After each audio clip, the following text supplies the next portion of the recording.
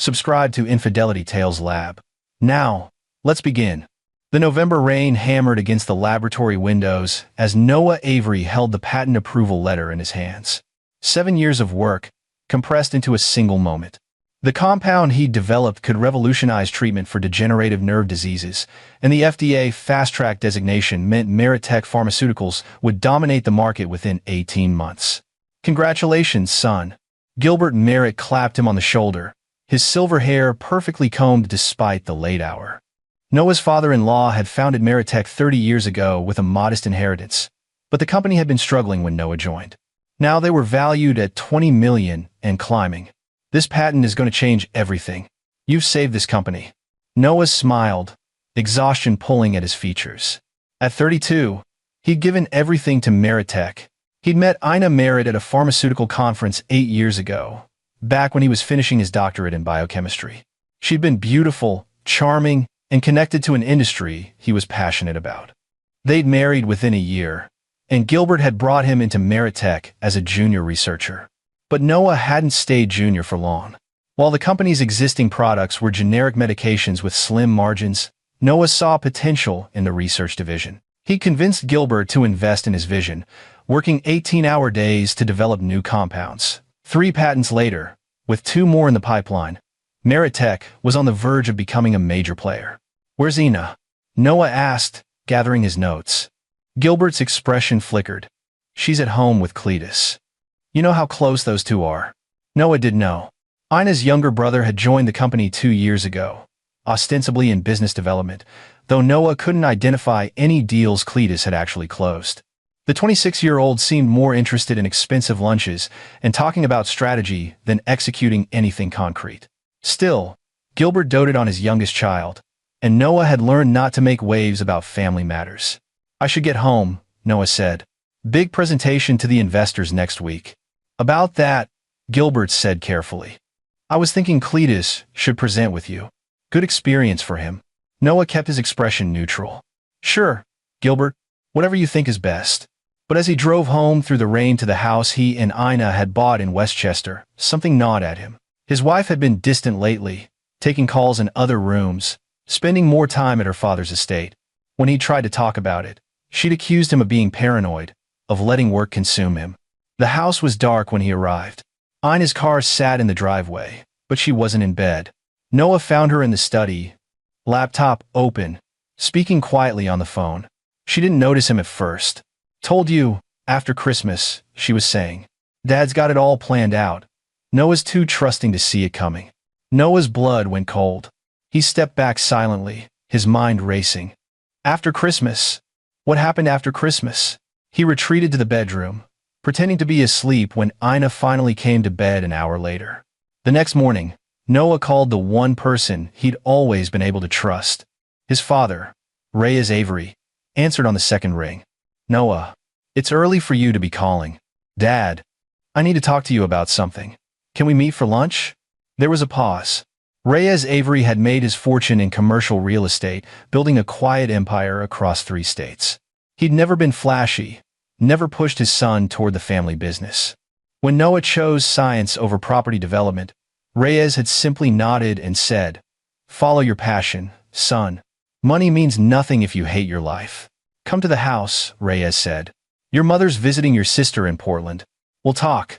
Noah drove to his father's estate in Connecticut, a sprawling property that Reyes had owned for 20 years but kept understated. The old man met him at the door, silver-haired like Gilbert but with steel in his eyes that his father-in-law had never possessed. Over coffee, Noah explained everything. The patent, the company's growth, Ina's strange behavior, the phone call he'd overheard. Reyes listened without interrupting, his face unreadable. When Noah finished, his father leaned back in his chair. "How much do you trust Gilbert?" "I thought I could trust him completely," Noah admitted. "But now, I don't know." "The patents," Reyes said. "They're in your name, jointly with the company. That was the deal when I joined. I get recognition and a percentage of royalties. Meritech gets ownership. And if you're not with the company anymore?" The question hung in the air. Noah felt sick. "The patents stay with Meritech. I get a severance package based on my contract, but nothing more." Reyes nodded slowly. "I'm going to make some calls." Don't do anything yet. Just keep your eyes open and your mouth shut.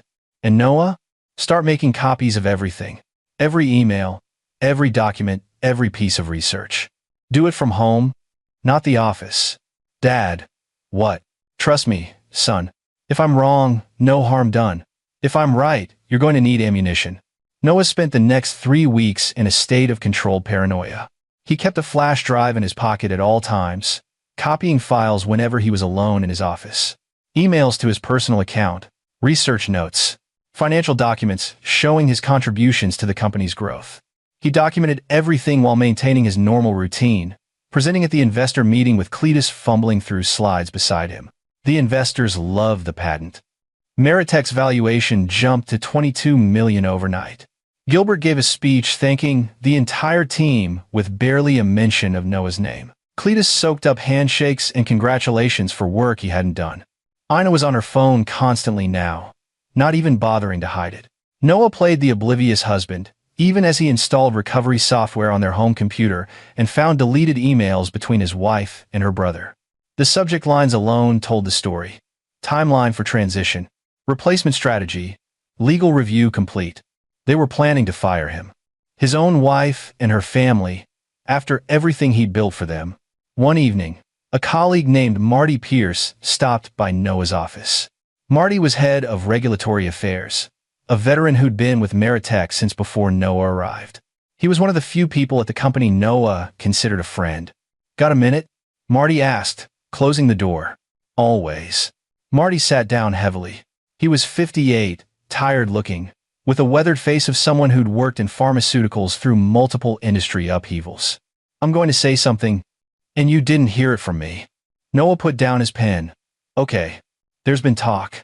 Board meetings you're not invited to. Gilbert's been consulting with lawyers. The word going around is that, after the holidays, there's going to be a restructuring. What kind of restructuring? Marty met his eyes. The kind where the guy who did all the work gets pushed out so the family can keep all the profits. I've seen it before, Noah. Hell, I helped Gilbert do it to the last head of R&D 15 years ago. Made me sick then, makes me sick now. He pulled out a folder. I kept copies. Everything I could find. Consider it my penance for keeping quiet last time. Noah took the folder, his hands steady despite the rage building in his chest. Inside were board minutes, financial projections that showed exactly how much money the company expected to make from his patents, and a draft termination agreement with his name on it. Severance, 2 years' salary. For patents that would generate hundreds of millions. Why are you helping me? Noah asked. Because I'm retiring in March, and I'm tired of watching good people get screwed by mediocre ones. Marty stood up. Whatever you're going to do it smart. Gilbert's not as clever as he thinks, but he's got lawyers. I appreciate this, Marty. Don't thank me yet. Watch your back at the Christmas party. That's when they usually drop the hammer. After Marty left, Noah sat in the dark office, staring at the documents. Then he called his father again. I have proof, he said when Ray's answered. They're planning to fire me right after Christmas. I need your help. Come to dinner tomorrow night. And Noah, bring every piece of evidence you have. All of it. The Avery estate felt different the next evening. Noah arrived to find his father in the study with 2 other men. One was a lawyer Noah recognized as his father's longtime counsel, Franklin Spears. The other was younger, sharp-eyed, introduced as Jonathan Richard. Jonathan specializes in corporate acquisitions, Reyes explained. Sit down, son. Let's see what we're dealing with. They spent 4 hours going through everything. The patents, the contracts, the evidence of Gilbert's plan, the financial projections. Franklin took notes while Jonathan ran numbers on his laptop. Finally, Reyes leaned back. Here's what I'm thinking. Meritech is valued at $22 million now, but that's with the assumption that Noah stays and continues developing new patents. Without him, the company's worth maybe $15 million. They have the existing patents, but no pipeline. Gilbert doesn't know that yet, Jonathan said. According to these projections, they think the current patents are enough to sustain them for years. They're wrong. But by the time they figure it out, it'll be too late. Too late for what? Noah asked. His father smiled. And for the first time, Noah saw the predator that had built a real estate empire from nothing. Gilbert's going to fire you at Christmas dinner. Let him. Don't fight it, don't make a scene. Just take it. Dad, trust me. They're going to think they've won, that they've outsmarted you. Let them celebrate. Let them think they're brilliant. Reyes glanced at Jonathan. How long would it take to put together an acquisition package? For a company this size, if price isn't an issue, I could have papers ready in 3 days. Price isn't an issue, Reyes said flatly. I'll pay whatever it takes. Gilbert wants to steal my son's work. I'll buy his entire company out from under him, and then Noah can fire them instead. Noah felt something unlock in his chest. Not just anger, but clarity. His father wasn't offering revenge. He was offering justice. There's more we can do, Franklin said quietly. These documents show that Gilbert deliberately undervalued Noah's contributions in company filings. If we involve the SEC, there could be fraud charges. He's been lying to investors about who actually developed these patents. We'll keep that in reserve, Reyes decided. First, we acquire the company. Then we decide how much pain they deserve. Over the next week, Noah watched his father's team work with surgical precision. Jonathan identified every major shareholder in Merit Tech. Most were small investors, easy to buy out. The Merit family controlled 40%, but the rest was scattered. Reyes began making quiet offers, paying premiums for shares, all through shell companies that couldn't be traced back to him. By December 20th, Reyes Avery controlled 35% of Meritech Pharmaceuticals. Gilbert had no idea. Christmas approached. Ina insisted they spend it at her father's estate, as they did every year. Noah agreed pleasantly, even bought expensive gifts for everyone. He played the devoted husband, the grateful son-in-law, even as his wife's betrayal burned in his gut. The night before Christmas, Reyes called. It's done. I'll have controlling interest by tomorrow afternoon. The paperwork goes through at 3 p.m. What time is dinner? 6 o'clock. Perfect. Let them have their moment. Enjoy your last meal as their victim. Because tomorrow, everything changes. Noah barely slept. He woke early, watched Ina get ready, beautiful and cold in a designer dress he'd bought her for their anniversary. She barely looked at him, too busy texting her brother. The drive to the Merritt estate felt like traveling to an execution, and in a way, Noah supposed it was. Just not his own. Gilbert's home was decorated like a magazine spread, all white lights and tasteful wreaths. Inside, the family gathered in the formal dining room. Cletus wore a smirk Noah wanted to wipe off his face. Ina's mother, Frida Merritt, barely acknowledged him. The only other guests were Marty Pierce and his wife, Lynn. Old family, friends who looked uncomfortable. They made it through appetizers and the main course with stilted conversation. Noah could feel the tension building, see Gilbert and Cletus exchanging glances. Finally, as dessert was being cleared, Gilbert stood up. I'd like to make an announcement, he said, his voice carrying the forced warmth of a funeral director. As you all know, Merit Tech has had an exceptional year. We've grown beyond anything I imagined when I founded this company. Noah kept his face neutral, his hands steady on the table. But growth requires change, Gilbert continued. After much consideration, I've decided it's time for new leadership in our research division. Cletus has shown remarkable initiative and vision, and I believe he's ready to take on a greater role. Ina was smiling now, that cold, triumphant smile Noah had seen in their bedroom when she thought he was asleep. Therefore, effective immediately, Noah, your position as Chief Research Officer is terminated. Cletus will assume your responsibilities. We'll provide you with a generous severance package, of course, and no.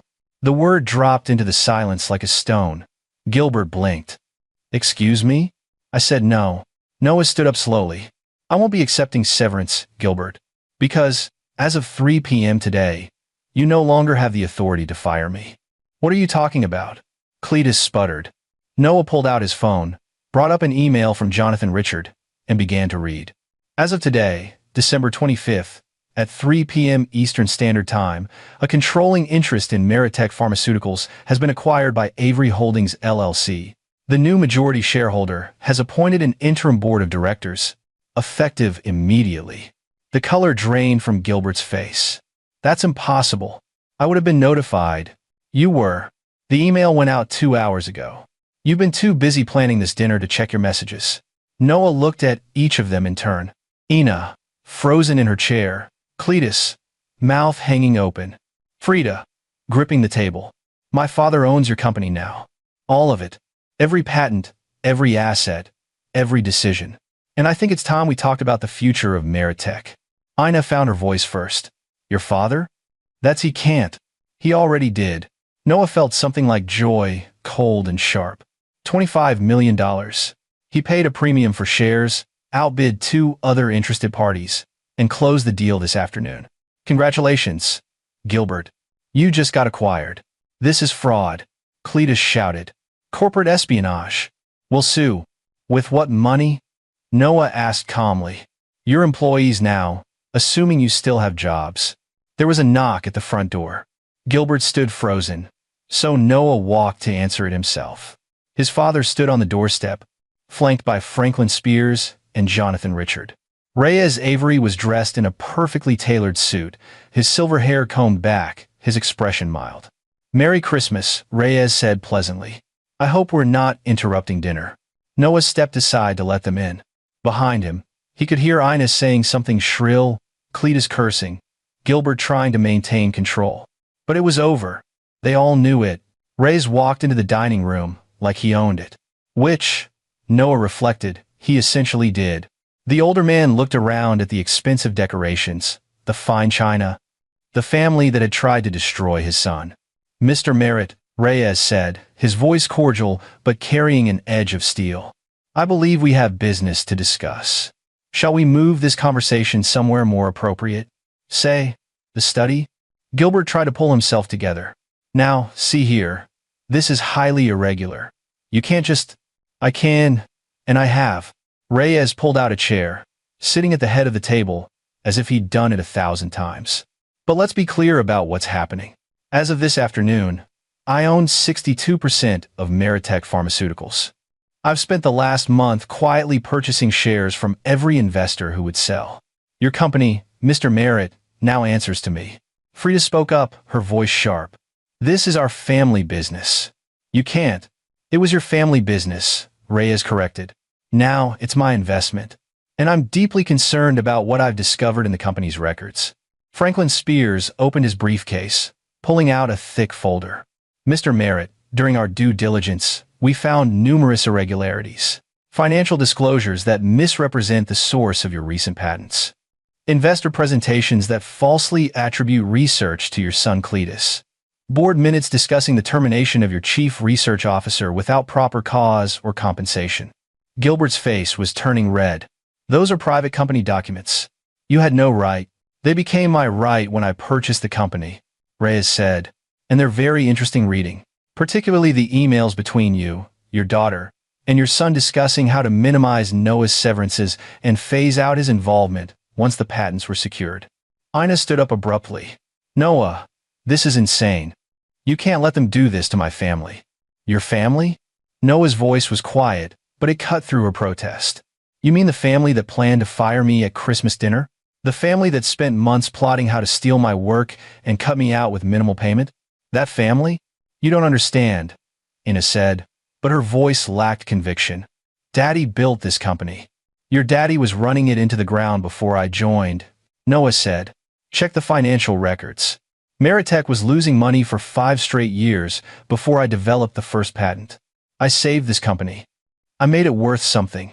And your response was to plan my termination the moment you didn't need me anymore. Cletus finally found his courage, standing up and pointing at Noah. You think you're so smart? You think you can just waltz in here with your father's money and take what's ours? Those patents belong to Meritech. The patents belong to whoever owns Meritech, Jonathan Richard said smoothly. And that's currently Mr. Reyes Avery. Which means, effectively, they belong to the man who actually invented them.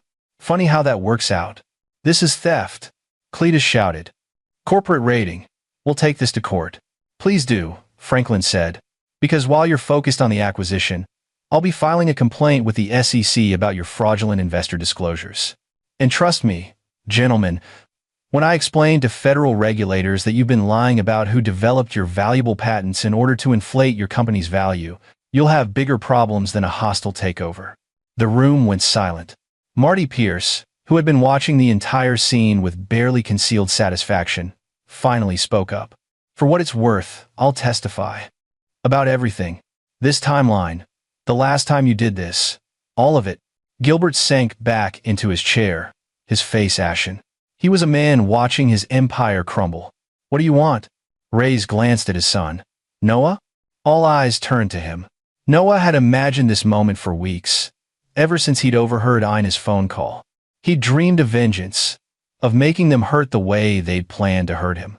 But now, standing in the wreckage of his marriage and his illusions about this family, he felt only cold clarity. I want what's mine, Noah said. Full credit for every patent I developed. An updated employment contract that reflects my actual contributions, and new leadership for this company. Because clearly the old leadership was more interested in nepotism than actual business. You can't fire us. Frida protested. Gilbert founded this company, and I just bought it, Reyes reminded her. As of tomorrow morning, there will be a new board of directors. Noah will be CEO. Gilbert, you'll remain on the board in an advisory capacity only, with no operational authority. Cletus, your employment is terminated immediately, effective tonight. You'll receive the standard 2 weeks severance. 2 weeks? Cletus exploded. That's nothing. I'm family. You're an employee who contributed nothing, Noah said. Be grateful you're getting anything at all. Most companies fire for incompetence without severance. Ina was staring at Noah like she'd never seen him before. You planned this. This whole time, you were planning this. No, Noah corrected. You planned to betray me. I simply prepared for it. There's a difference. What about our marriage? Ina asked, and for the first time, Noah heard something like genuine emotion in her voice. Fear, maybe, or the realization of what she'd lost. Our marriage ended the moment you decided to help your family steal from me, Noah said. My lawyer will contact you about the divorce proceedings. You can keep the house. I never liked it anyway. Reyes stood up. I think we're done here. Gilbert, Jonathan will be in touch tomorrow to discuss the transition. I suggest you cooperate fully. The alternative is federal investigation, and trust me, you don't want that. They left the Merritt family sitting in stunned silence. As they walked to the cars, Noah felt the weight of the last few months lifting from his shoulders. His marriage was over, but it had been a lie anyway. His job had been stolen, but he'd gotten it back with more power than before. How do you feel? Reyes asked. Like I can breathe again, Noah admitted. His father clapped him on the shoulder. Good. Now comes the hard part. You've got a company to run, and not everyone's going to be happy about the change in leadership. Are you ready for that? Noah thought about the patents still in development, the research that could change millions of lives, the company he'd built from nothing that now answered to him. Yeah, Dad, I'm ready. The day after Christmas, Noah walked into Meritech headquarters at 7 a.m. Word had spread fast. Employees clustered in hallways, whispering. Some looked worried about their jobs. Others, particularly in the research division, looked hopeful. Marty Pierce was waiting in Noah's office, the corner office that had belonged to Gilbert. Figured you could use a friendly face. Thanks for backing me up last night. Thanks for not letting them get away with it. Marty handed him a coffee. Fair warning, about a third of the staff is freaked out. The other 2/3 are waiting to see what you do. What would you do? Me? I'd have an all-hands meeting. Be honest. Tell them the company was being mismanaged, that you're fixing it, and that the people who do good work have nothing to worry about. The deadweight, on the other hand. Marty shrugged.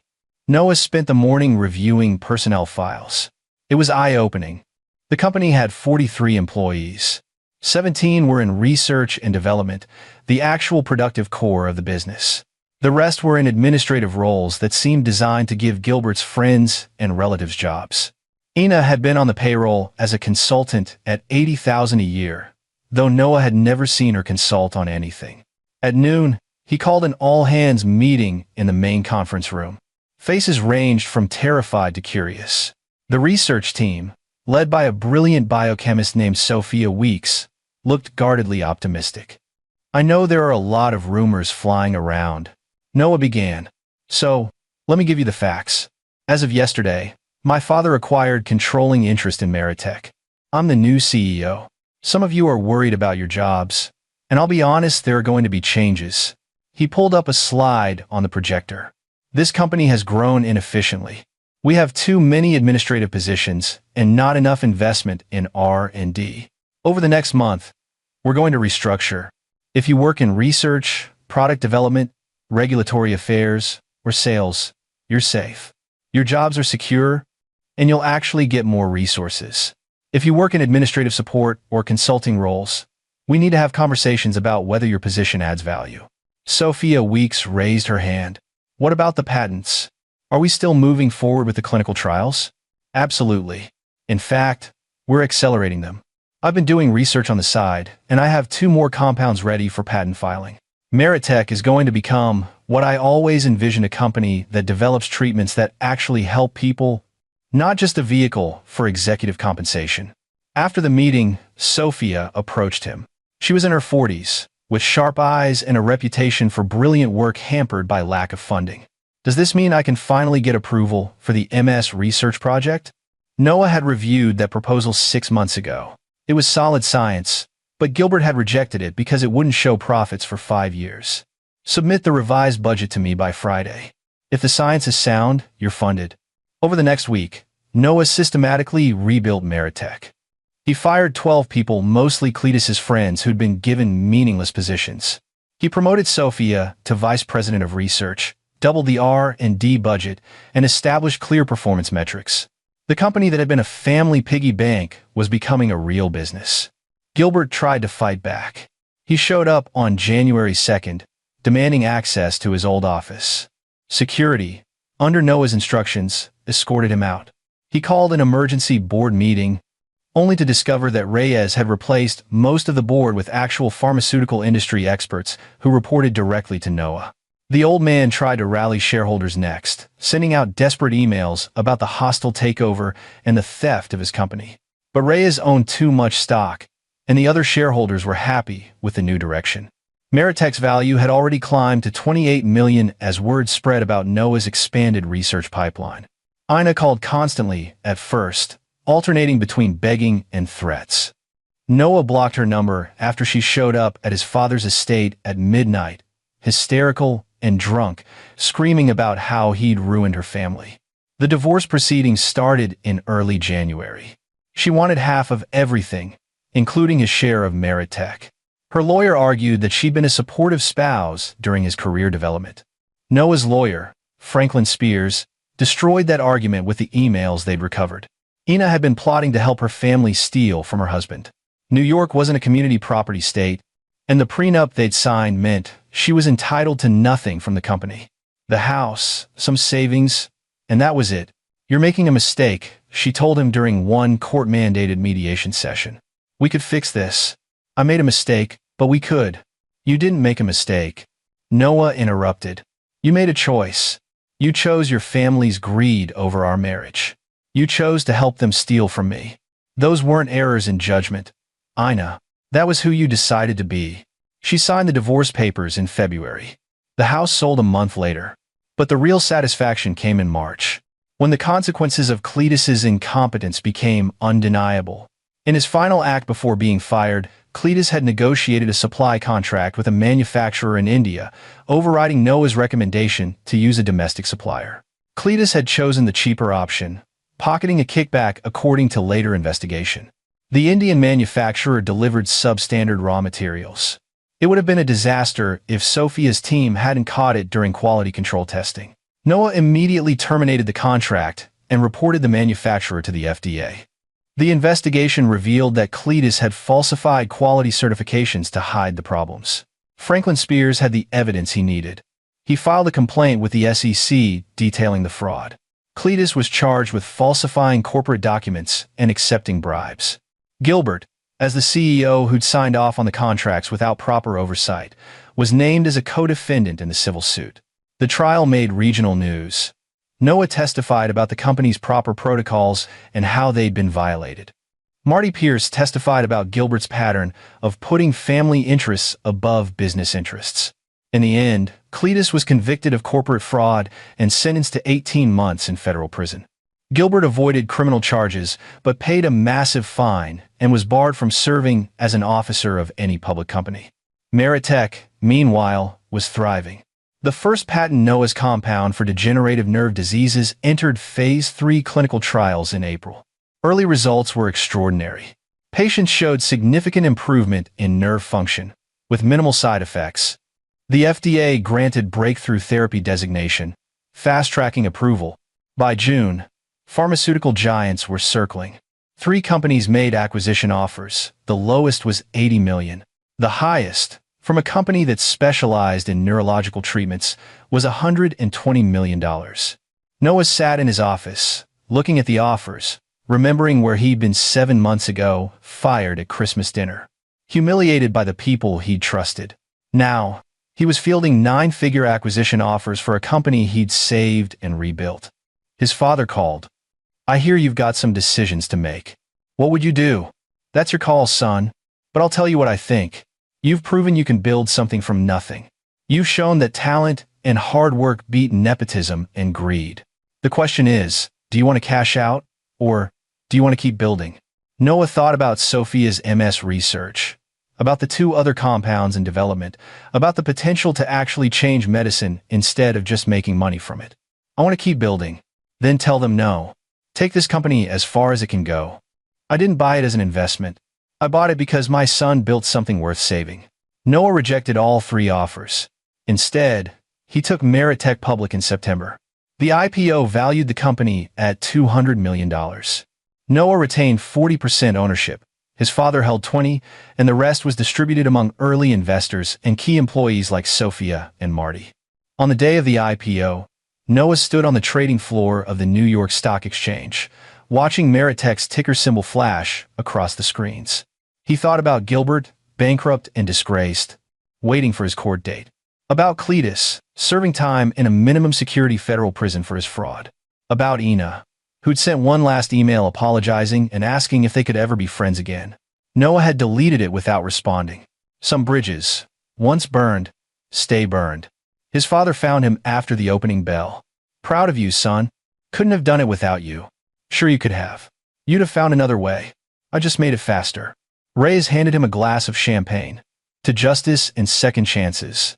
To knowing your worth," Noah added. They clinked glasses. Around them, traders cheered as Merit Tech's stock price climbed.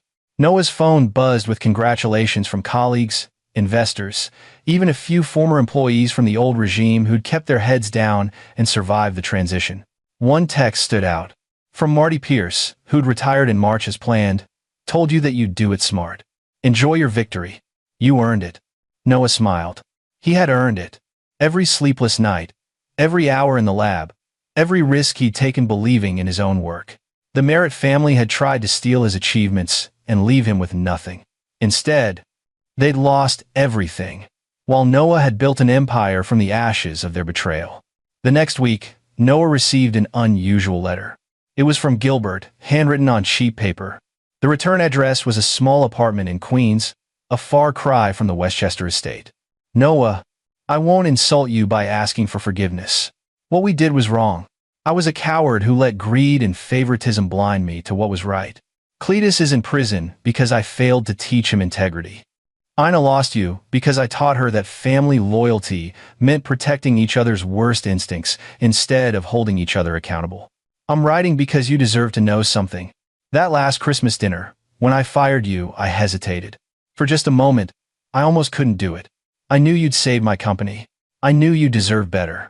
But Cletus convinced me that we could manage without you, that family should come first, that you were just an employee in the end. I was wrong about all of it. You weren't just an employee. You were the only person in that company, maybe in my whole life, who actually did what you said you'd do, who earned what you had. I destroyed that because I couldn't see past my own family's ambitions. I know you owe me nothing. I know I have no right to ask anything from you. But if you have any mercy left, please look after Frida. She wasn't part of the planning. She's lost everything because of my mistakes, and she doesn't deserve that. I hope you build something extraordinary with Merit Tech. God knows you have the talent for it. Gilbert." Noah read the letter twice, then filed it away. He wouldn't respond. Gilbert had made his choices, and consequences weren't negotiable. But he did instruct his lawyers to ensure Frida's alimony in the divorce wasn't affected by Gilbert's financial situation. Not for Gilbert's sake, but because Noah wasn't interested in collateral damage. A year after the Christmas dinner that changed everything, Noah hosted his own holiday celebration. Not a formal dinner, but a company party for Meritech employees.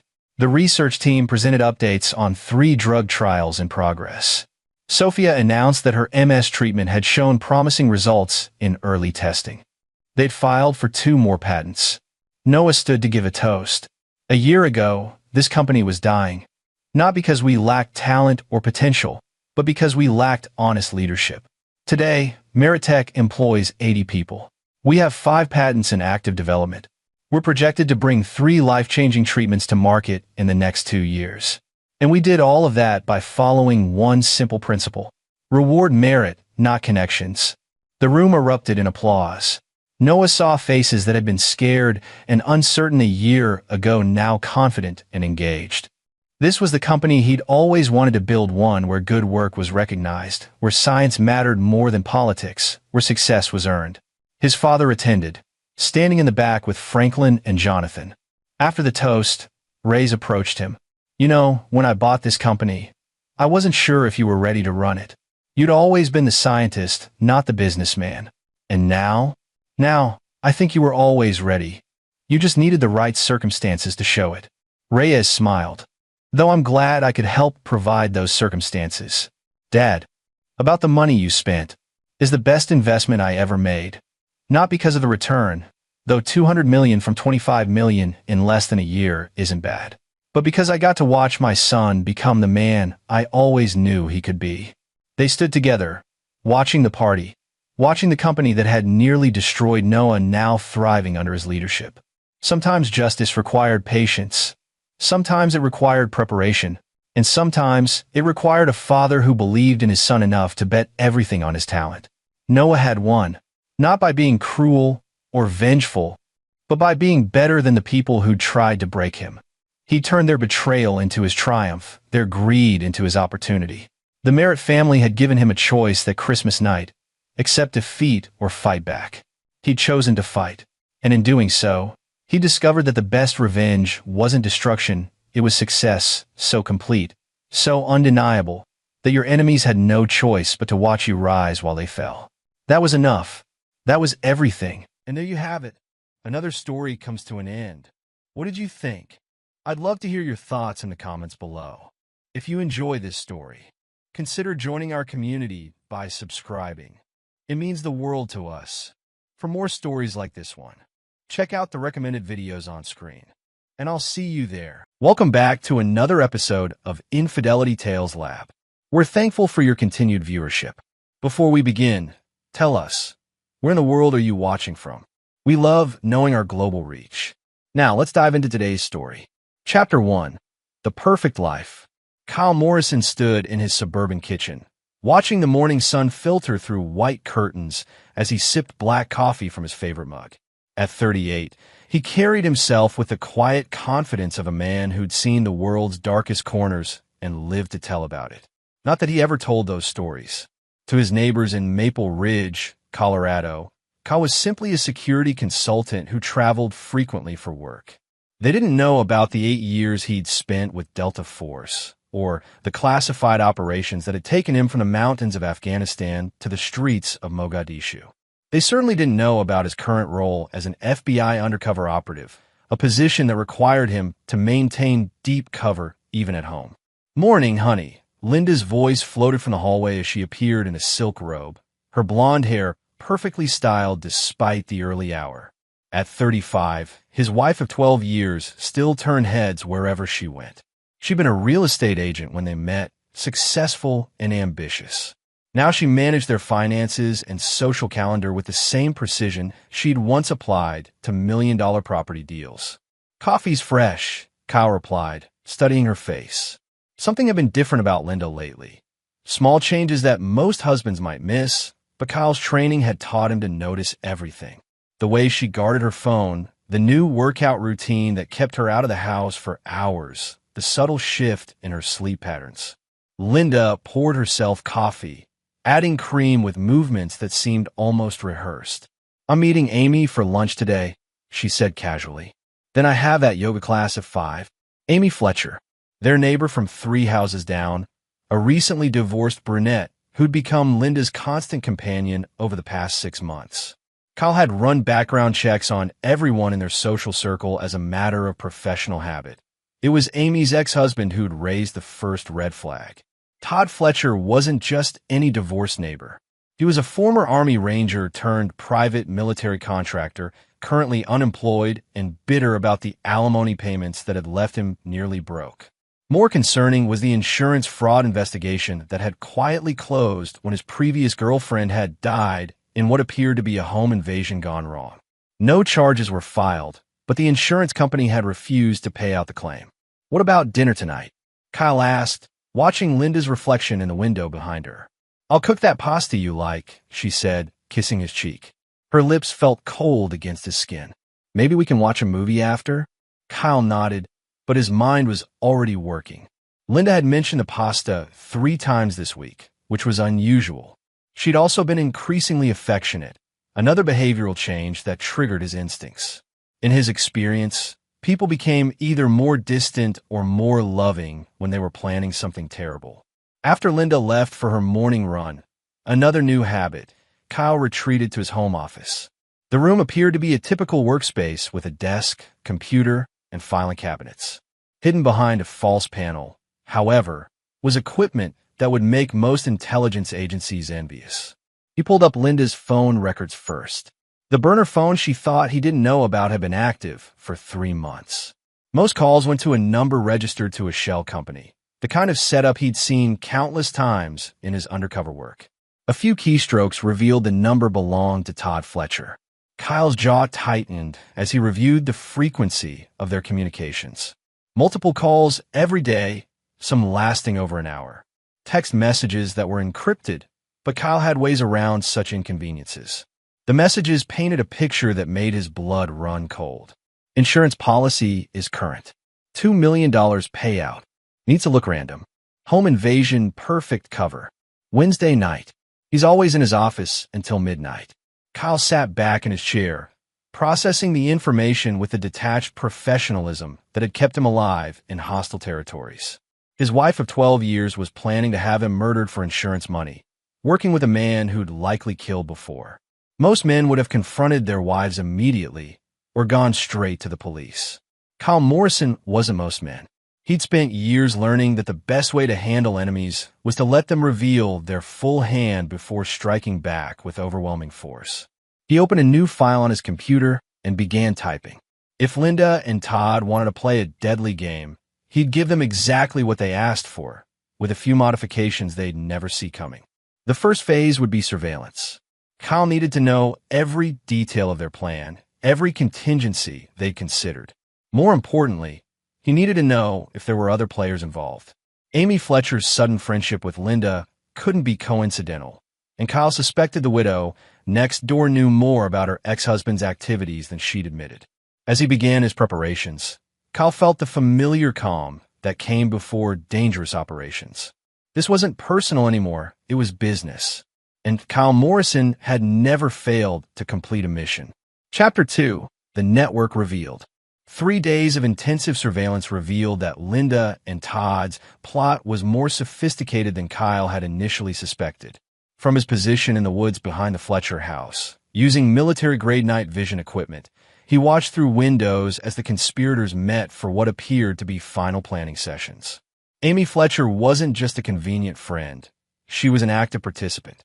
Kyle documented their meetings with high-resolution cameras and directional microphones, building a case that would destroy all 3 of them when the time came. The security system has a 40-second delay on the perimeter sensors, Todd was saying during Tuesday night's meeting, his voice clear through Kyle's surveillance equipment. That's our window to get inside. What about his weapons? Amy asked, surprising Kyle with her knowledge of his collection. He's got enough firepower to arm a small militia. That's why we need the drugs, Linda replied coldly. The sedatives will be in his dinner. He'll be unconscious when it happens. Kyle felt a mixture of rage and professional admiration for their thoroughness. They'd studied his routines, identified his security measures, and planned around his military background. If he'd been an ordinary target, their plan might have succeeded. What they didn't know was that Kyle had been conducting his own reconnaissance. Todd Fletcher's financial records revealed debts to some very dangerous people, the kind who collected payments in blood when cash wasn't available. Amy Fletcher had been receiving mysterious cash deposits that corresponded with her ex-husband's visits, suggesting she was being paid for her role in the conspiracy.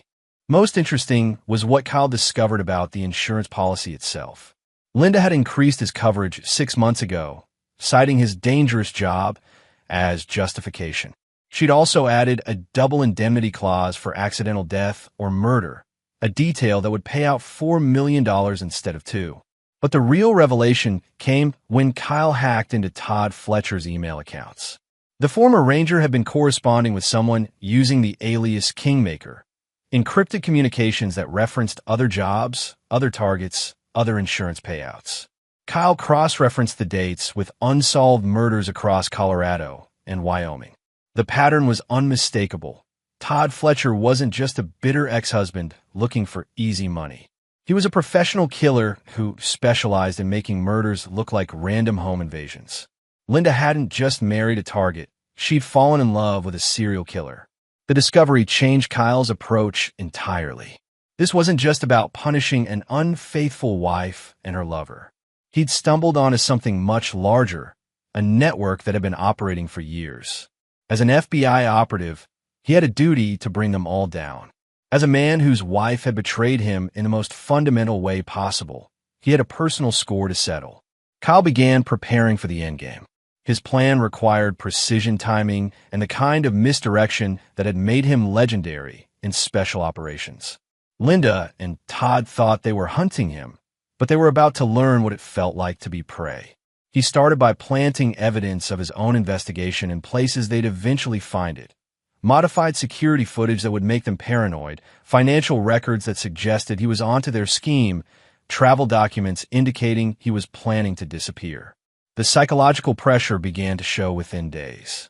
Linda became increasingly nervous, jumping at every sound and asking probing questions about his work schedule. Todd started making mistakes too, using his real phone for conversations he should have kept to the burner. Kyle documented everything, building an ironclad case while simultaneously laying the groundwork for their destruction. When the moment came, he'd have them exactly where he wanted them, trapped in their own web of lies and murder. The hardest part was maintaining his cover at home. Every night, he sat across from Linda at dinner, listening to her talk about her day while knowing she was planning his death. Every kiss, every I love you, every moment of false intimacy was another layer of betrayal that would demand retribution. Kyle Morrison had never been a forgiving man. 12 years of marriage hadn't changed that fundamental aspect of his nature. Linda and her co-conspirators were about to learn that some betrayals carried a price that could only be paid in blood. Chapter 3. The Trap Within a Trap. Wednesday arrived with unseasonable warmth for October in Colorado. Kyle went through his normal routine: coffee at 6, brief workout in the basement gym, shower, and breakfast with Linda. She seemed particularly affectionate that morning, which confirmed his suspicions about the timeline. "What time will you be home tonight?" she asked, her voice carefully casual as she buttered toast. "Late," Kyle replied, play his part perfectly. "New case files came in yesterday.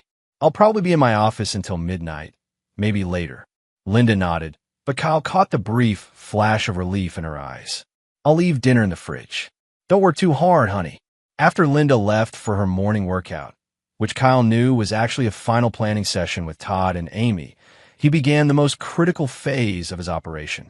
Every detail had to be perfect, because he'd only get one chance to spring his trap. Kyle's home office contained several features that Linda didn't know about, installed during the renovations he'd insisted on handling personally. Hidden cameras in every room, audio recording devices connected to an off-site server, and most importantly, a panic room behind the bookshelf that could only be accessed by biometric scan. But tonight, Kyle wouldn't be hiding.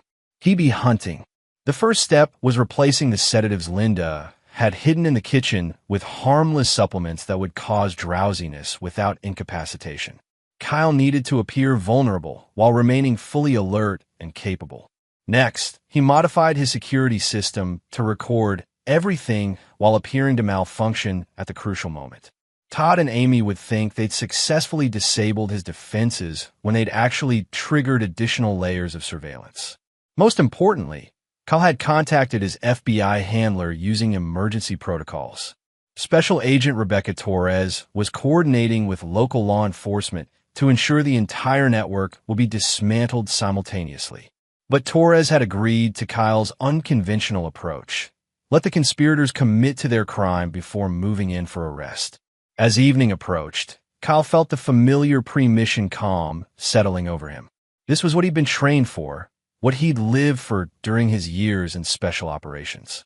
The only difference was that this time, the mission was deeply personal.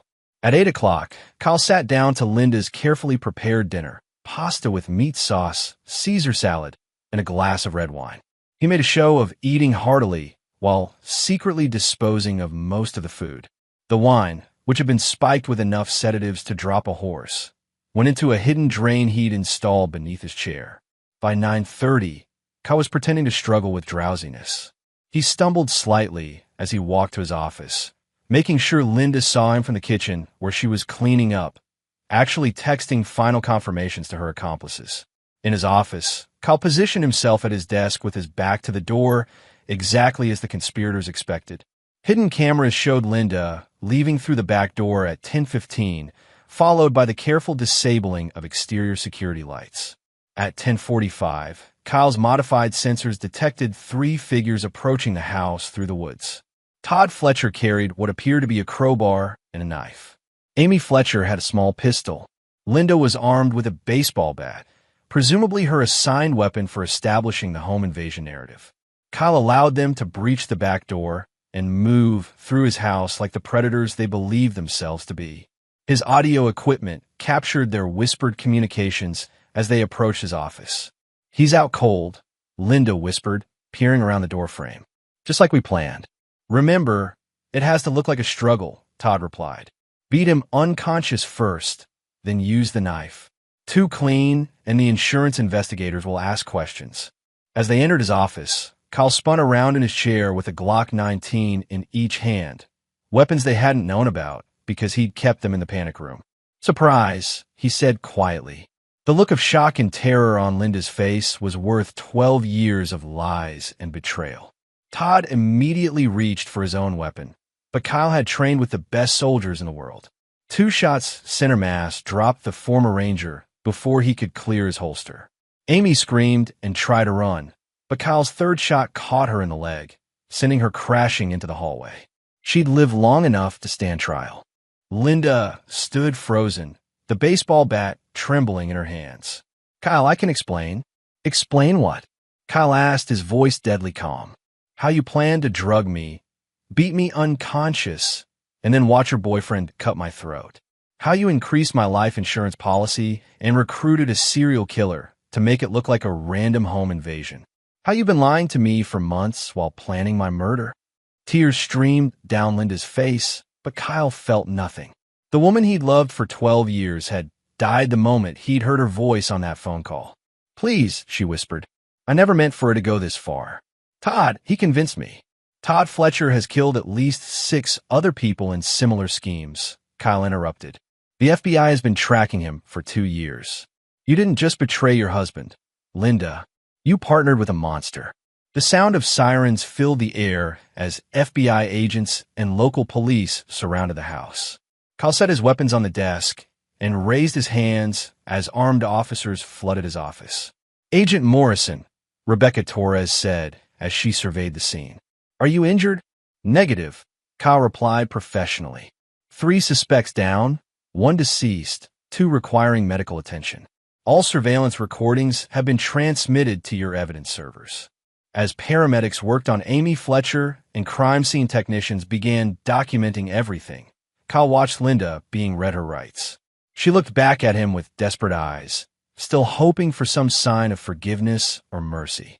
Kyle Morrison had been many things in his life: soldier, agent, husband, but he had never been a forgiving man, and tonight had proven that some betrayals were unforgivable.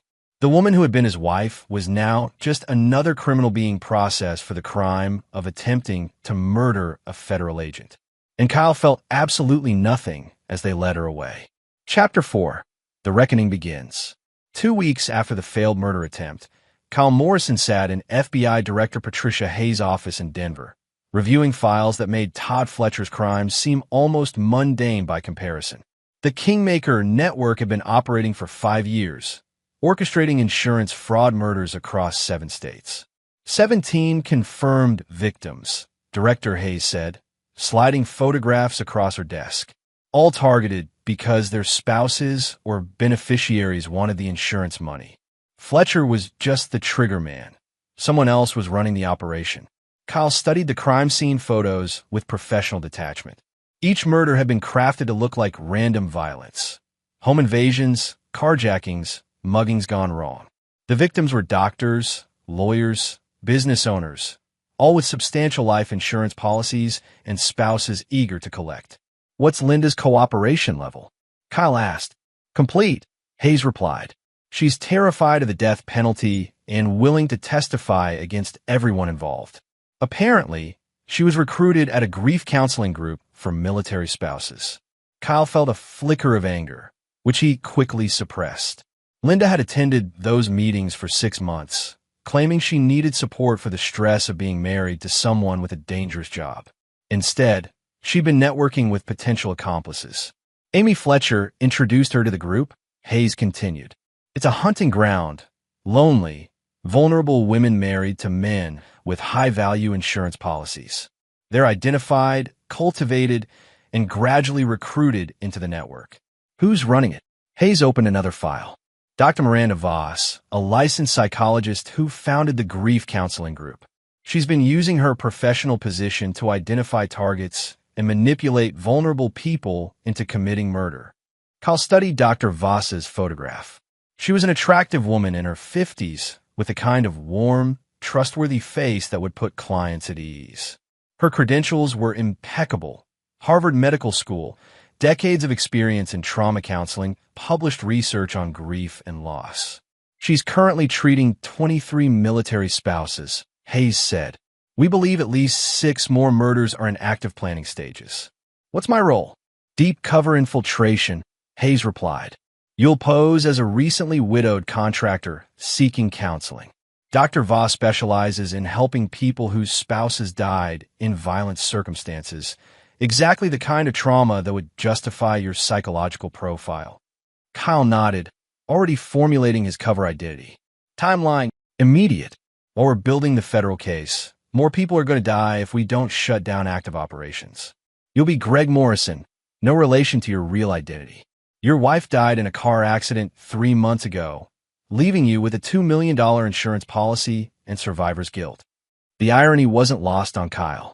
He'd be posing as a grieving widower while his actual wife sat in a federal holding cell, awaiting trial for attempted murder.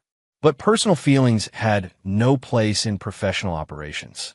"I want Linda transferred to maximum security," Kyle said.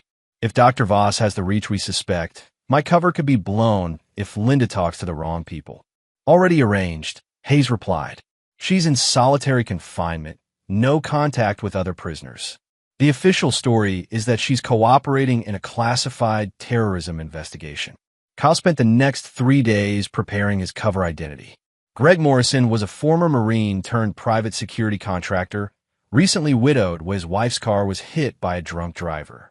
The trauma had left him unable to work, struggling with survivors' guilt and rage at a justice system that had given the drunk driver only 5 years in prison. It was a carefully crafted psychological profile designed to appeal to Dr. Voss's recruitment criteria. Greg Morrison was angry, isolated, financially comfortable, and morally flexible enough to consider extreme solutions to his problems. Kyle's first appointment was scheduled for a Thursday afternoon at Dr. Voss's private practice in downtown Denver. The office was decorated with warm colors and comfortable furniture, designed to put clients at ease. Diplomas and awards covered one wall, while family photos showed Dr. Voss with what appeared to be her husband and 2 grown children. "Thank you for coming, Greg," Dr. Voss said as she welcomed him into her office. Her voice was gentle, professional, exactly what someone would expect from a licensed therapist. I know this is difficult. Kyle played his role perfectly, describing Greg Morrison's loss with just the right mixture of grief and barely controlled rage.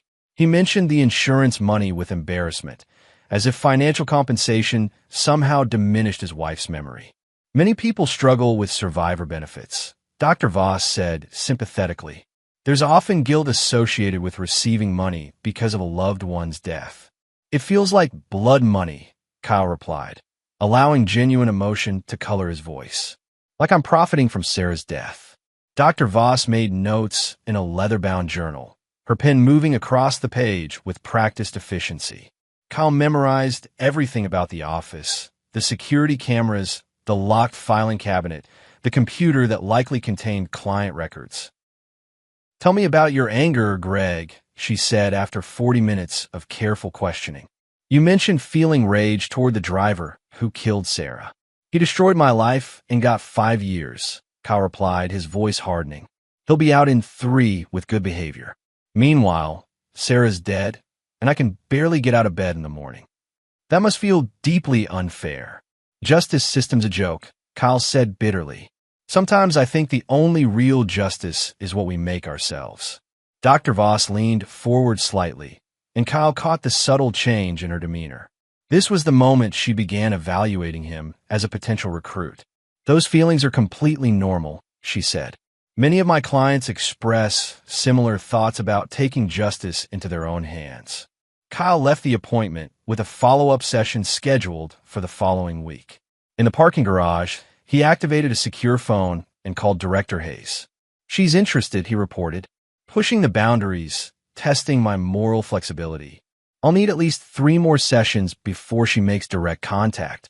Be careful, Kyle, Hayes warned. Dr. Voss has a 90% success rate with her recruitment targets.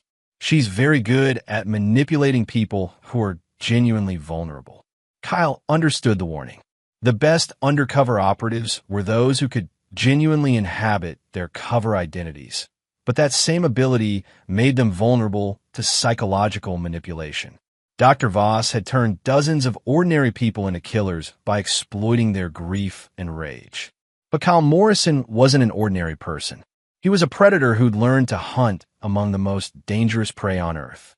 Dr. Voss might be skilled at manipulating the vulnerable, but she'd never faced someone who was hunting her in return. The game was about to begin in earnest, and Kyle intended to win. Chapter 5. The Hunter Becomes Hunted. Kyle's second session with Dr. Voss revealed the sophistication of her operation. The psychologist had clearly researched Greg Morrison's background between appointments, testing details of his cover story with casual questions that seemed like therapeutic exploration but were actually verification attempts. You mentioned your wife worked in real estate, Dr. Voss said, reviewing her notes. That must have been stressful, dealing with clients and deadlines. Sarah loved the challenge, Kyle replied, having memorized every detail of his fictional wife's career. She was one of the top agents in Phoenix before we moved to Denver. The transition was hard on her. Dr. Voss nodded sympathetically, but Kyle caught her subtle glance at a tablet beside her chair. She was cross-referencing his responses with information she'd gathered independently.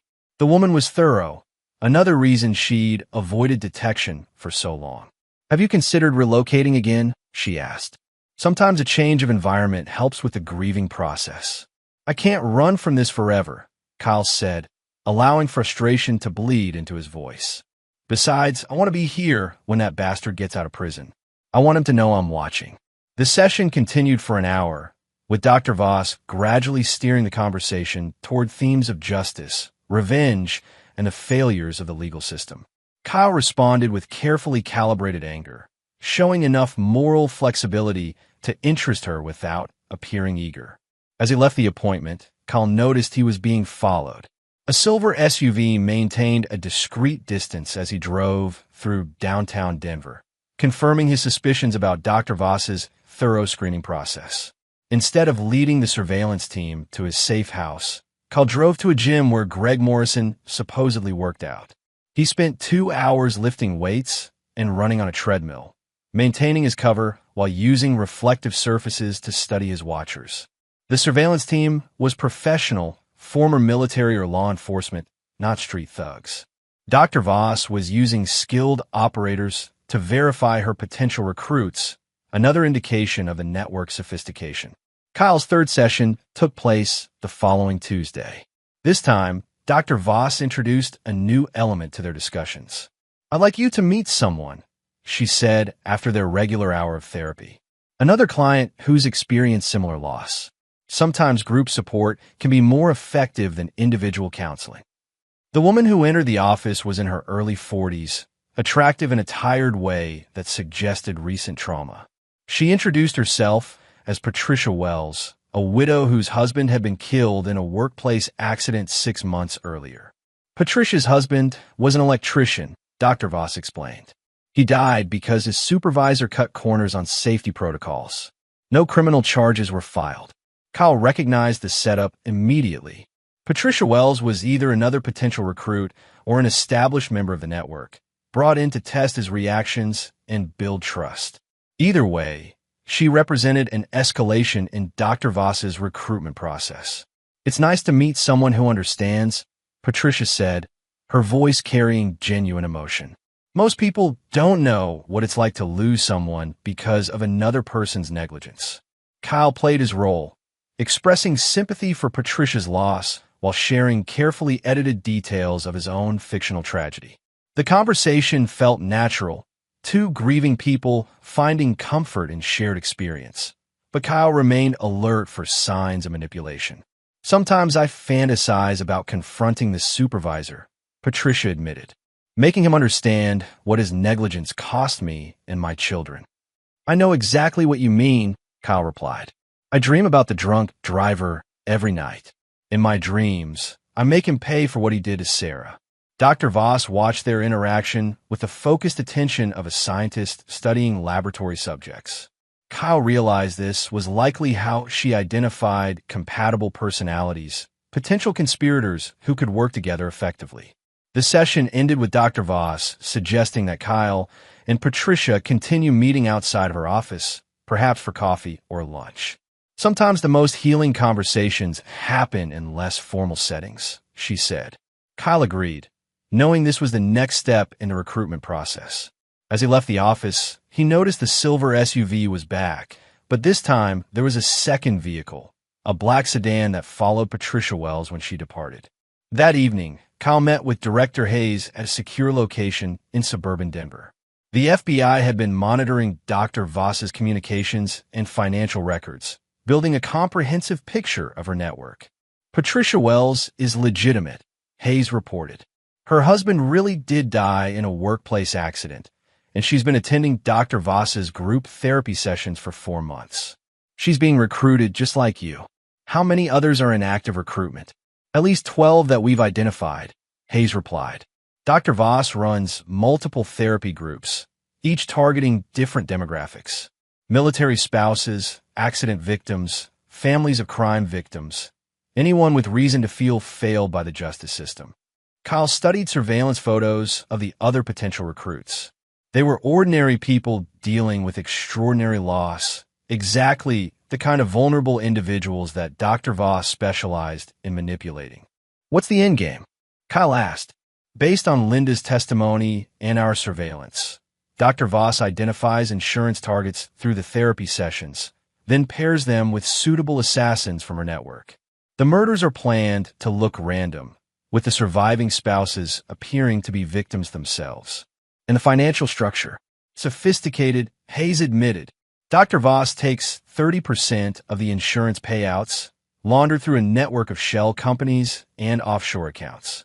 The assassins get 20%, with the remaining 50% going to the surviving spouse." Kyle felt cold rage building in his chest. Dr. Voss had turned grief counseling into a recruitment pipeline for murder-for-hire schemes, exploiting people at their most vulnerable moments to build a criminal empire. "She's been operating for 5 years, Hayes continued. "Conservative estimate is 47 murders, generating over $60 million in insurance payouts. Rules of engagement? Full discretion," Hayes replied. "Federal prosecutors want the entire network, not just Dr. Voss." That means following the recruitment process to its conclusion, identifying all active conspirators, and gathering evidence of planned murders. Kyle understood. This wasn't just about stopping Dr. Voss. It was about dismantling an organization that had turned ordinary citizens into killers. The operation would require patience, precision, and the kind of moral flexibility that made him suited for undercover work. Timeline for Patricia Wells? Unknown, Hayes admitted. She could be recruited tomorrow or next month. Dr. Voss seems to move at different paces with different targets, depending on their psychological profiles. Kyle nodded, already planning his next moves. Patricia Wells was an innocent woman being manipulated into becoming a killer. Saving her would require careful maneuvering, but Kyle had no intention of allowing Dr. Voss to claim another victim. The hunt was entering its most dangerous phase, where the line between hunter and prey would become increasingly blurred.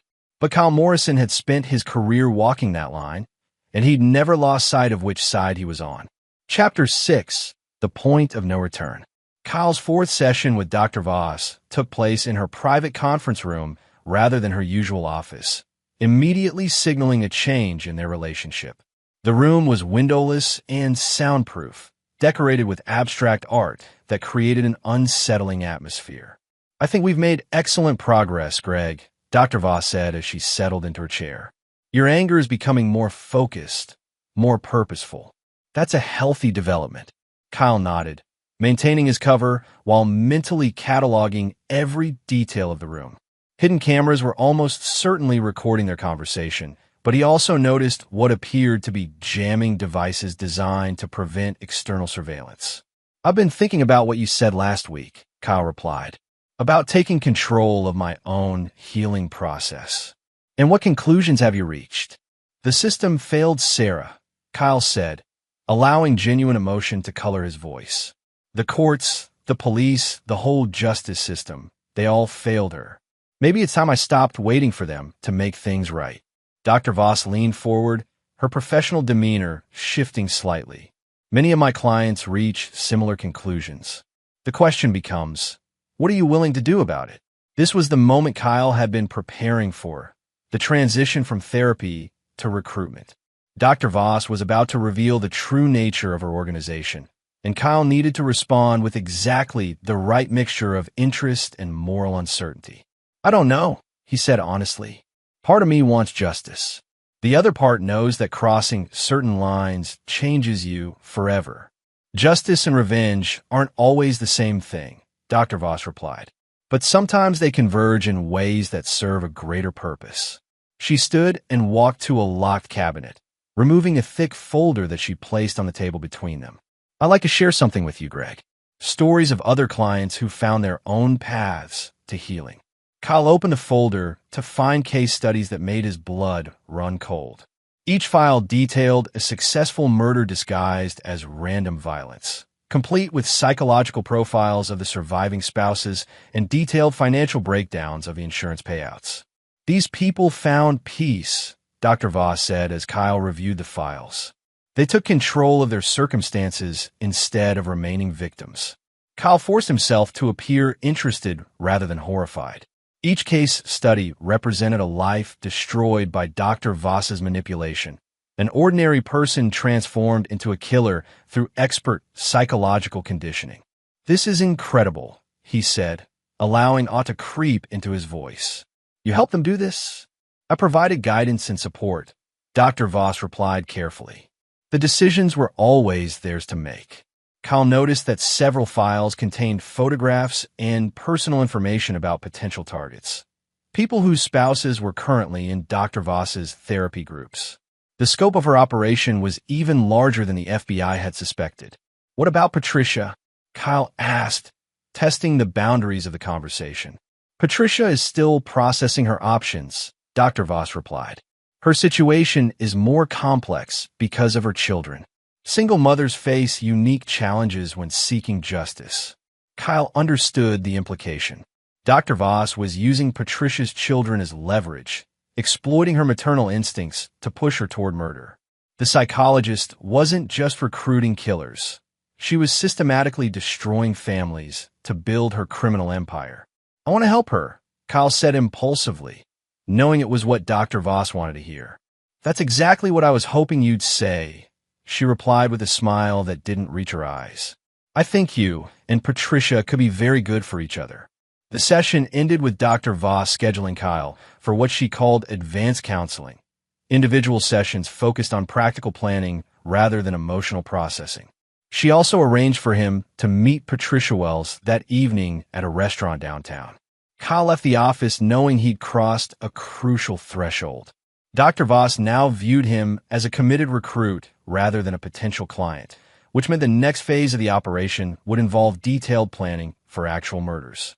As he drove to meet Patricia Wells, Kyle activated his secure communication device and updated Director Hayes on the day's developments.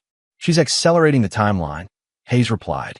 We're seeing increased activity across all her therapy groups. Something spooked her. Kyle felt a chill of apprehension.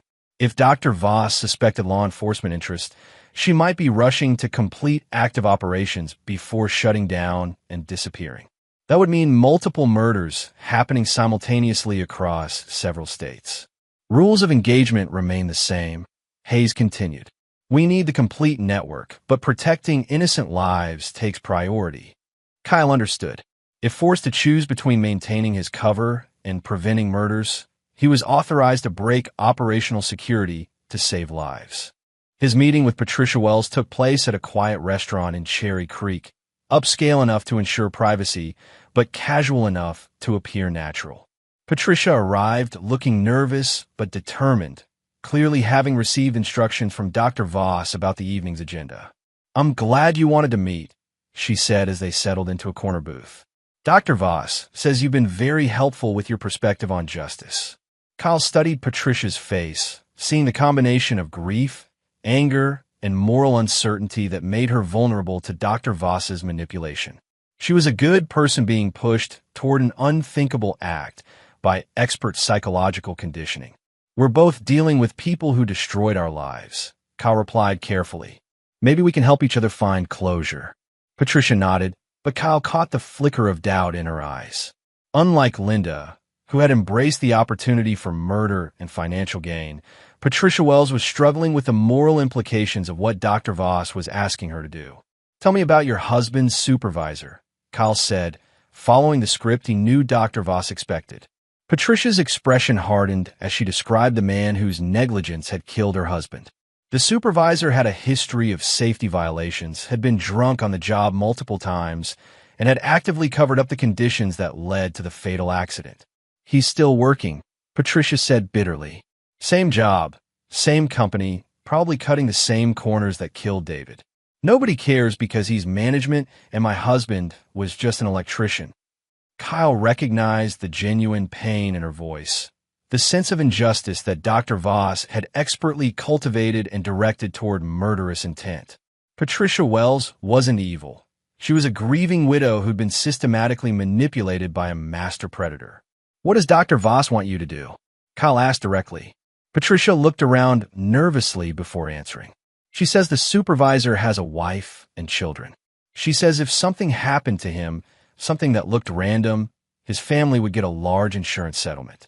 She says it will be justice for both of us. Kyle felt sick as he understood the full scope of Dr. Voss's manipulation. The psychologist wasn't just turning victims into killers. She was convincing them that murder was an act of compassion, a way to help the families of their targets while achieving their own revenge. And you'd be willing to do that? Kyle asked. I don't know, Patricia replied honestly. Part of me wants him to suffer like I've suffered, but I keep thinking about his children and what losing their father would do to them. Kyle saw his opportunity. Patricia Wells still had functioning moral instincts, which meant she could potentially be saved from Dr. Voss's influence. But doing so would require careful maneuvering that wouldn't compromise his overall mission. Maybe there's another way, he said carefully. Maybe we can find justice without destroying innocent families. Patricia looked at him with desperate hope, and Kyle realized he was now walking the thinnest of lines. He had to maintain his cover while preventing Patricia from becoming a killer, all while gathering evidence against Dr. Voss's entire network. The end game was approaching, and Kyle Morrison had never faced a more complex challenge. Chapter 7. The Web Titans. Kyle's next session with Dr. Voss took place in a different location entirely, a private office in an industrial complex on Denver's outskirts. The change of venue signaled that he'd been accepted into the network's inner circle, but it also meant increased security and surveillance. "Welcome to the real work, Greg," Dr. Voss said as she led him through a maze of corridors to a conference room equipped with multiple monitors and sophisticated communication equipment. "This is where we plan actual solutions." Kyle counted at least 6 security cameras and noted the presence of 2 men who were clearly armed security personnel. Dr. Voss's operation was more militarized than he'd expected, suggesting connections to professional criminal organizations rather than just manipulated therapy clients. "I want to show you something," Dr. Voss continued, activating one of the monitors. The screen displayed a detailed dossier on Patricia Wells' target, her dead husband's supervisor, complete with home address, daily routines, security systems, and family information. Marcus Webb, age 47, married with 3 children, Dr. Voss read from the file. Lives in a suburban neighborhood with minimal security. His wife Teresa works as a nurse. Children ages 12, 15, and 17.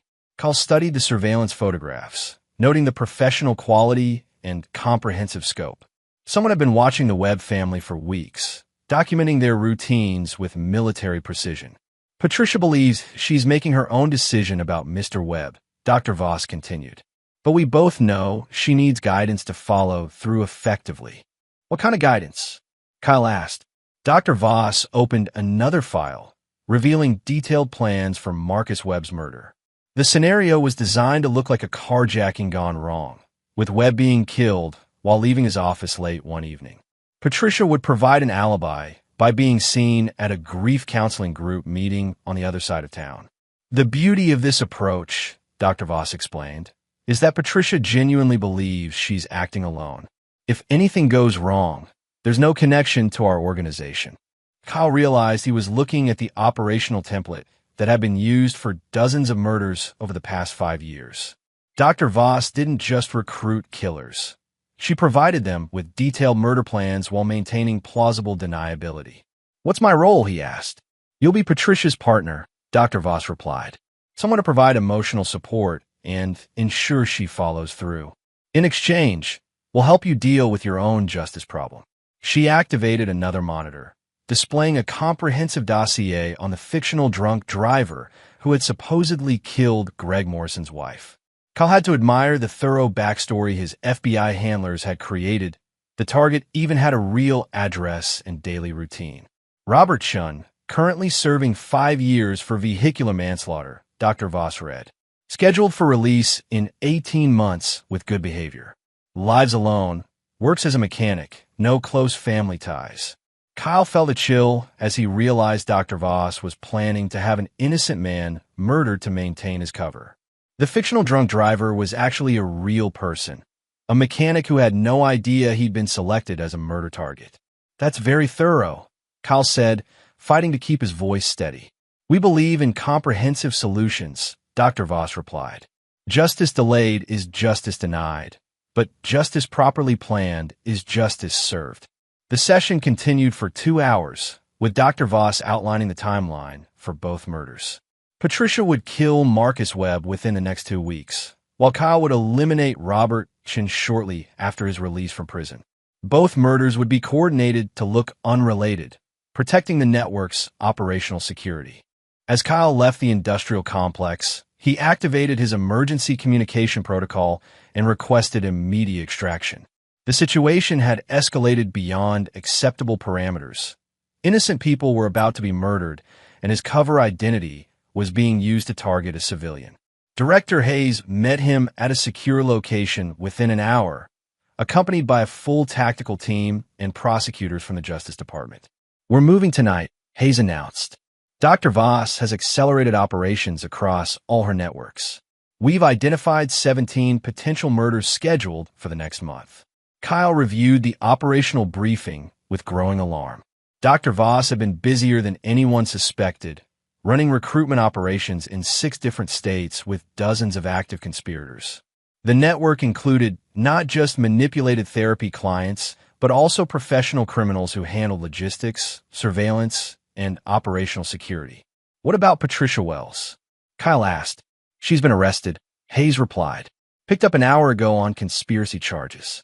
She's cooperating fully and will testify against Dr. Voss in exchange for reduced charges. Kyle felt relief that Patricia had been saved from becoming a killer, but the broader situation remained critical. Dr. Voss still had multiple operations in progress, and she'd proven capable of adapting quickly to changing circumstances.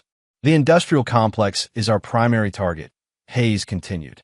Full tactical assault at 0300 hours. Your job is to identify key personnel and ensure no evidence is destroyed. Kyle studied the floor plans and personnel files, noting potential escape routes and defensive positions. Dr. Voss had chosen her location well, multiple exits, defensible positions, and enough advance warning to destroy critical evidence if law enforcement approach carelessly. She'll have contingency plans, Kyle warned. This woman has been running a successful criminal enterprise for 5 years. She won't go down easily. That's why we're bringing overwhelming force, Hayes replied. FBI tactical teams, local SWAT, and federal marshals. Dr. Voss is done playing games with vulnerable people. As Kyle prepared for the raid, he thought about Linda sitting in her federal holding cell, awaiting trial for attempted murder. His wife had been Dr. Voss's first failure, a recruitment that had led to exposure rather than success. The irony was bitter but satisfying. Dr. Miranda Voss had spent years turning grief into murder, exploiting the most vulnerable people in society to build her criminal empire. Tonight, she would learn what it felt like to be hunted by someone who understood exactly how predators operated. Kyle Morrison had been patient, professional, and methodical throughout the investigation. Now it was time to end the game, and he intended to make sure Dr. Voss never had the opportunity to manipulate another grieving family. The hunt was nearly over, and Kyle felt the familiar calm that came before decisive action. Some predators could be captured and caged. Others had to be destroyed completely to protect innocent people from their hunger. Dr. Voss was about to discover which category she belonged to. Chapter 8, The Final Hunt. The industrial complex was a fortress in the pre-dawn darkness, but Kyle Morrison had spent years learning how to breach fortified positions. As the FBI tactical team prepared for their assault, Kyle studied the building through night vision scopes, identifying security cameras, motion sensors, and potential defensive positions. Target building has 4 armed guards on perimeter, he reported through his communication headset. Rotating patrols every 15 minutes, with blind spots on the north and east sides. Director Hayes coordinated the assault from a mobile command center, monitoring communications and surveillance feeds from multiple agencies. Dr. Voss is still inside, she confirmed. Thermal imaging shows at least 12 people in the main conference room. Kyle checked his equipment one final time. Unlike the other agents, he wasn't planning to make arrests. His role was intelligence gathering and target identification. But he also carried enough firepower to handle unexpected complications, because Dr. Voss had proven herself capable of extreme measures. All teams in position, Hayes announced over the tactical frequency. Commence operation in 3, 2, execute. Kyle moved through the darkness with the fluid precision of a predator returning to familiar territory. While the main assault teams breached the primary entrances, he used a service corridor to access the building's interior undetected. The first thing Kyle noticed was the silence. A facility that should have been bustling with activity was eerily quiet, suggesting that Dr. Voss had detected the law enforcement presence and activated defensive protocols.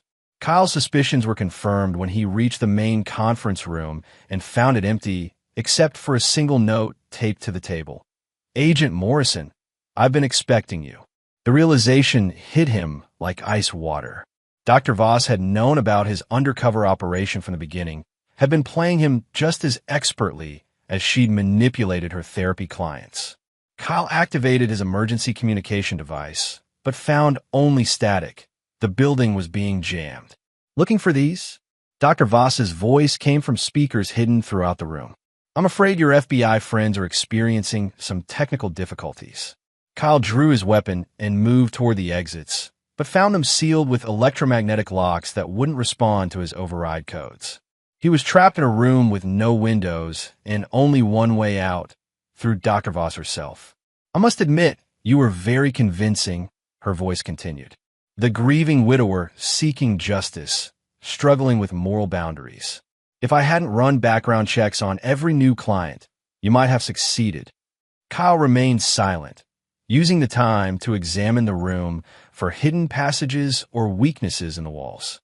Dr. Voss was talking to keep him distracted while she implemented whatever final gambit she'd prepared. Your wife Linda was quite helpful, Dr. Voss continued. Amazing how much information people reveal when they think they're about to die. She told Todd Fletcher all about your military background, your FBI position, even your operational methods. Kyle felt cold rage building in his chest.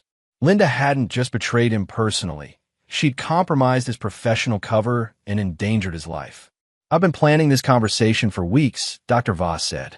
The question is, what exactly did you think you were hunting? The lights in the conference room dimmed, and Kyle heard the distinctive sound of multiple weapons being cocked. Red laser dots appeared on his chest as armed figures emerged from concealed positions throughout the room. Dr. Miranda Voss doesn't exist. The voice continued as a woman stepped into view. She was younger than the photograph suggested, with short dark hair and the kind of predatory smile Kyle had seen on the faces of enemy combatants. She's a cover identity I've been using for 5 years while building something much more significant than your FBI investigators suspected. Kyle kept his weapon trained on her while counting potential targets. 6 armed personnel, all positioned to create crossfire zones that would make escape impossible. Professional deployment suggested military or intelligence backgrounds. What exactly have you been building? Kyle asked, playing for time while studying defensive positions. A network, she replied.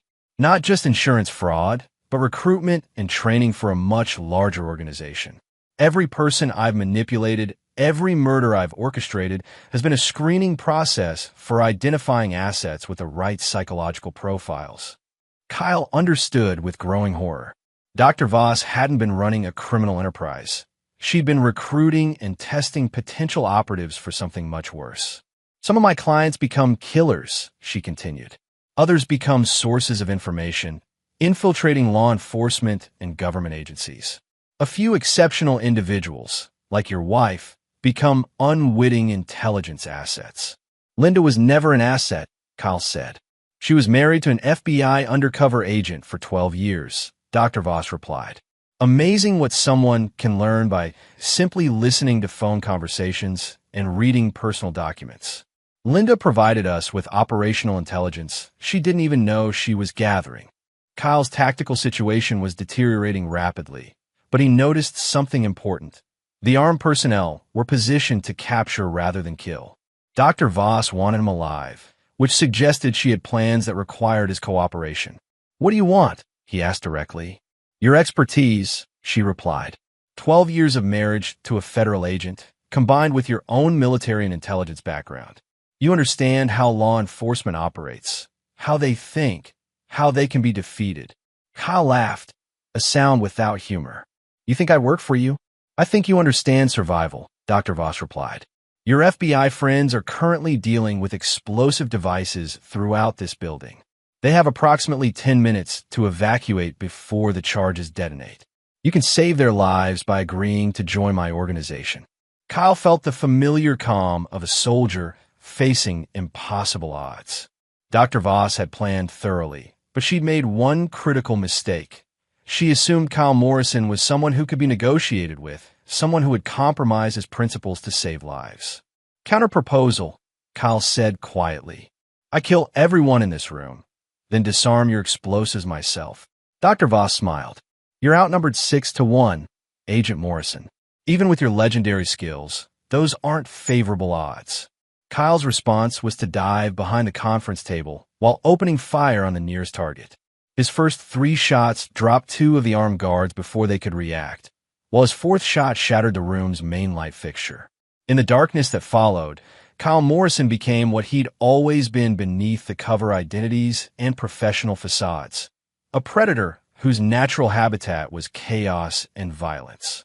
The hunt was finally entering its natural conclusion, and Dr. Voss was about to learn why Kyle Morrison had never failed to complete a mission. Chapter 9. Blood and Retribution. In the darkness of the conference room, Kyle Morrison moved like a wraith among enemies who'd spent too much time believing in their own superiority. The remaining 4 guards had tactical training, but Kyle had something they lacked: years of killing in environments where hesitation meant death. His 5th shot took out a guard who was using a muzzle flash to locate Kyle's position. The 6th found another guard who'd made the mistake of trying to flank him. By the time Dr. Voss realized her tactical advantage had evaporated, half her security team was dead. "Lights!" she screamed, but Kyle had already destroyed the electrical panel with a well-placed shot. Emergency lighting kicked in, casting blood-red shadows throughout the room. Kyle used the chaos to close distance with the remaining guards, engaging them in close-quarters combat, where his superior training became decisive. The 7th target went down to a combat knife thrust between the ribs. The 8th tried to surrender, but Kyle Morrison didn't take prisoners from people who'd threatened federal agents with explosives. When the violence ended, Kyle stood alone with Dr. Voss in a room filled with bodies.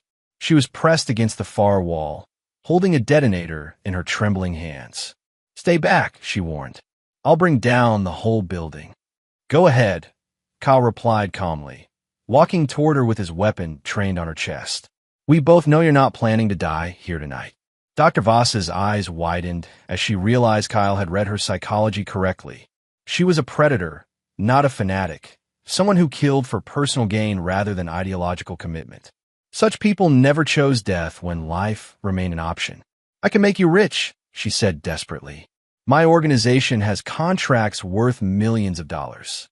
Government agencies, private corporations, criminal syndicates. Everyone needs assets who can infiltrate and eliminate targets."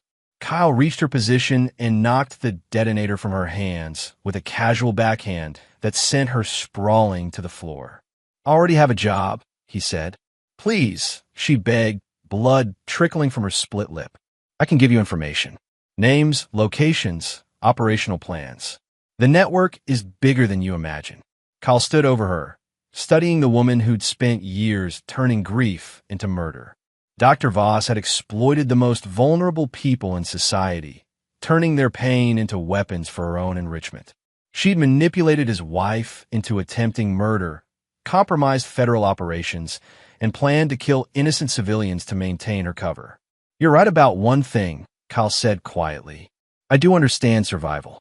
He pulled the pins from 2 grenades and dropped them at Dr. Voss's feet.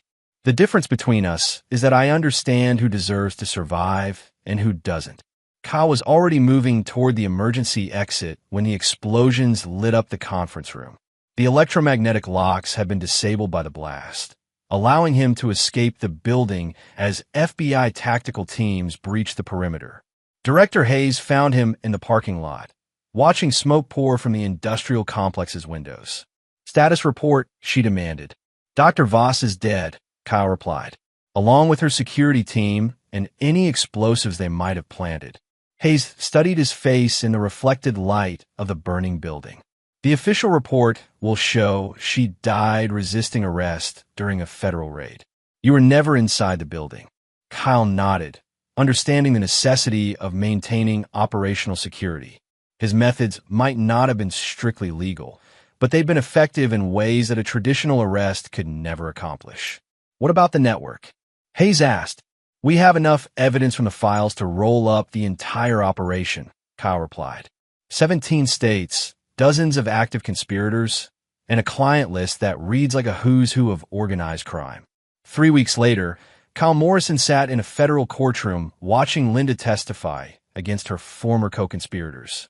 She looked smaller than he remembered, diminished by months in federal custody and the knowledge that her decisions had led to multiple deaths. When she finished her testimony, Linda looked directly at Kyle for the first time since her arrest. Her eyes held desperate hope for some sign of forgiveness, some indication that their 12 years of marriage had meant something. Kyle stared back with the expression of a man looking at a stranger. Whatever love he'd felt for Linda Morrison had died the moment he'd heard her planning his murder. The woman in the witness box was just another criminal whose testimony would help convict other criminals. Linda's face crumpled as she understood.